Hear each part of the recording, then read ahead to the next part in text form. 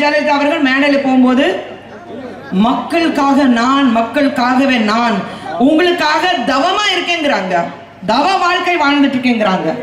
தவ வாழ்க்கை வாழ்ந்தவர் ஒரே தலைவர், பெருந்தலைவர் காமராஜ் அவர்கள். மக்களுக்காக மட்டும் நினைச்சு மக்களுக்காக மட்டும் வாழ்ந்தவர் காமராஜ் அவர்கள். அதான் தவ வாழ்க்கை. காமராஜ் அவர்கள் போகும்போது அவருடைய பாக்கெட்ல 150 ரூபாய் கூட கிடையாதுங்க. அம்மையார் ஜெயலலிதா அவர்கள் தன்னுடைய அப்ளிகேஷன் நாமினேஷன் ஃபைல் பண்ணும்போது சொத்து 113 கோடி.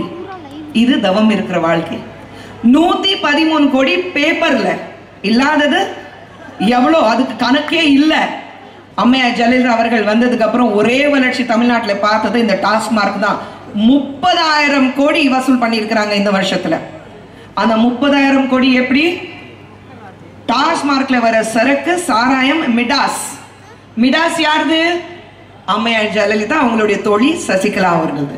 காமராஜ் அவர்கள் படி படின்னு சொன்னாரு, அம்மையார் ஜெயலலிதா அவர்கள் குடி குடினா சொல்லிட்டு இருக்காங்க. இதுதான் தவமா இருக்கிற வாழ்க்கை அவங்களை பொறுத்த வரைக்கும். பால் விலை ஏத்துனாங்க. பால் விலை ஏத்துனா பரவாயில்ல. எந்த பால் தாய்மார்கள் ஒரு டம்ளர் பசங்களுக்கு பால் கொடுத்தா பசி போயிடும் நான் நினைக்கிறாங்களோ அந்த பால்ல ஊழல் தண்ணி கலந்து கொடுத்துட்டு இருக்காங்க. அந்த மந்திரி அந்த நேரத்தில் ராஜினாமா பண்ணிட்டு இந்த தேர்தலில் மறுபடியும் அந்த மந்திரிக்கு ஒரு சீட் கொடுத்துருக்காங்க. எதுக்கு? சாமி நீ ஜெயிச்சுட்டு வா, உன்னை தூக்குன. ஏன்னா போன தடவை நீ பால்ல ஊழல் பண்ணும் போது எனக்கு கமிஷன் கரெக்டா வரல. இந்த தடவை ஒருவேளை மக்கள் உன்னை ஜெயிக்க வச்சுட்டாங்கன்னா மறுபடியும் இதை விட மிகப்பெரிய ஊழல் பண்ணிட்டு கமிஷன் ஒழுங்கா பாய்ஸ் கார்டனுக்கு வந்து சேரணுங்கிறதுக்காக அந்த ஆளுக்கு மறுபடியும் ஒரு சீட் கொடுத்திருக்கிறாங்க. அம்மையார் ஜெயலலிதா அவர்கள் பூர்ண மது விலக்கு சொல்றாங்க. இப்போ சொல்றாங்க ஸ்டெப் பை ஸ்டெப்.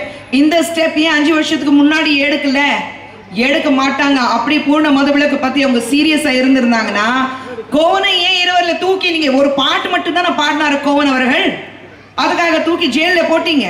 அம்மையார் ஜெயலலிதா பொறுத்த வரைக்கும் அவங்க மகாராணி, நீங்க எல்லாரும் அடிமைகள். நினைச்சு பாருங்க, அவங்களுடைய அரசாங்கத்தை அவங்களுடைய ஆட்சியிலே பாருங்க. மந்திரிகள் இருக்கட்டும், எம்எல்ஏகள் இருக்கட்டும், தொண்டர்கள் இருக்கட்டும், எப்படி அம்மா ஆகாயத்துல பறந்தாங்கன்னா கீழே வந்து படுக்கிறாங்க, கீழே தான் நமஸ்காரம் போடுறாங்க. அம்மா ஆகாயத்துல படுக்கும் போது எப்படி அவங்களுக்கு யார் இருக்காங்க, முதுகு மட்டும்தானே தெரியும். ஒவ்வொரு முறையும் அம்மையார் ஜெயலலிதா போகும்போது கரெக்டா வண்டிக்கிட்டு போவாங்க. நானே பயந்துருவேன், இப்ப வண்டி ஏத்துக்கிட்டு போயிடுறாங்கப்பா, கொஞ்சம் தள்ளி நில்லுங்க. ஆனா கிடையாது. இப்படிதான் அடிமைகள் அவங்களுக்கு இருக்கணும்.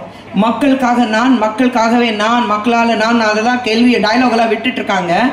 ஏன் வீட்டில் இருந்து கிளம்பினோன்னே ஏசி வண்டி ஒன்று போனோடனே ஹெலிகாப்டர்லேயே கையில் ஒரு ஃபேனு, அங்கேருந்து இறங்கினோடனே மறுபடியும் ஏசி ஜீப்லேயே போனாக்கா லிஃப்ட்டில் மேலே ஏறி போனால் ஒரு மேடையில் சுற்றி 10 ஏசி 4 ஃபேனு.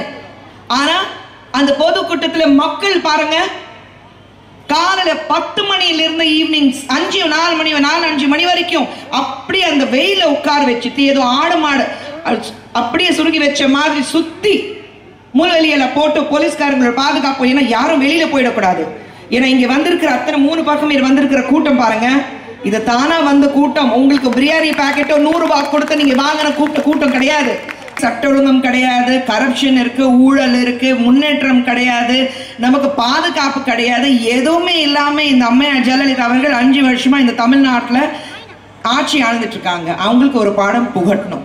அவங்களுக்கு கண்டிப்பாக அவங்க ஓய்வை எடுக்கணும். ஏன்னா எப்போ பார்த்தாலும் கொடநாடுக்கு போயிடுவாங்க ஓய்வை எடுக்கிறதுக்காக. சரி, இந்த தடவை பர்மனெண்ட்டாக அவங்களை ஓய்வு எடுக்கிற மாதிரி அவங்களை கொடநாடுக்கு அனுப்பிச்சிருவோம். டாட்டா, சியூ, பாபாய் அம்மா, நீங்கள் அங்கே இருங்க, அங்கிருந்து எல்லாம் பண்ணுங்க, நான் மேலே இருக்கு, நீங்கள் எப்போவுமே அந்த ஆகாயத் பக்கம் இருக்கணும்னு ஆசைப்படுறீங்க, நீங்கள் கொடநாடுக்கு போயிடுங்க. அப்படியே அவங்க அடுத்த தேர்தல் இந்த பக்கம் திரும்பி பார்க்கணும்னு ஆசைப்பட்டாலும் மக்கள் துரத்தி அடிப்பாங்க. இந்த பக்கம் வரவே கூடாதுன்னு சொல்லுவாங்க. இன்னைக்கு தமிழ்நாட்டில் எங்கே போனாலும் மக்கள் ஆசைப்படுறது மாற்றம். அம்மையார் ஜெயலலிதா அவர்கள் சொல்லுவாங்க, மாற்றம் செய்வீர்களான்னு சொல்லுவாங்க. நான் கேட்கிறேன், இந்த மாற்றம் கொண்டு வருவீங்களா? அம்மையார் ஜெயலலிதா அவர்கள் மாத்துவீங்களா? வெற்றி யாருக்கு? கை சின்னத்துக்கு. நமது சின்னம் கை சின்னம். இந்த தேர்தல் அறிக்கையிலேயே இருக்கு பாருங்க, வாக்குறுதிகள் கை கூட, கை சின்னத்தில் வாக்களிப்பீர். இந்த கை இந்த நாட்டு மக்களின் நம்பிக்கை, தமிழ்நாட்டுடைய நம்பிக்கை. இது பண்ணா திராவிட முன்னேற்ற கழகம், இது இப்படி ஒண்ணு கோத்துனா அது காங்கிரஸ் கை சின்னம். எந்த வித்தியாசமும் கிடையாது. இன்னைக்கு மத்த கூட்டணி நமக்குள்ள இருக்கும்போது ஒரு பலம் நம்ம கையில இருக்கு. அந்த பலத்தை வரும் 16ஆம் தேதி, மே 16ஆம் தேதி இந்த சட்டசபை தேர்தலில் நம்ம காட்டுறோம்.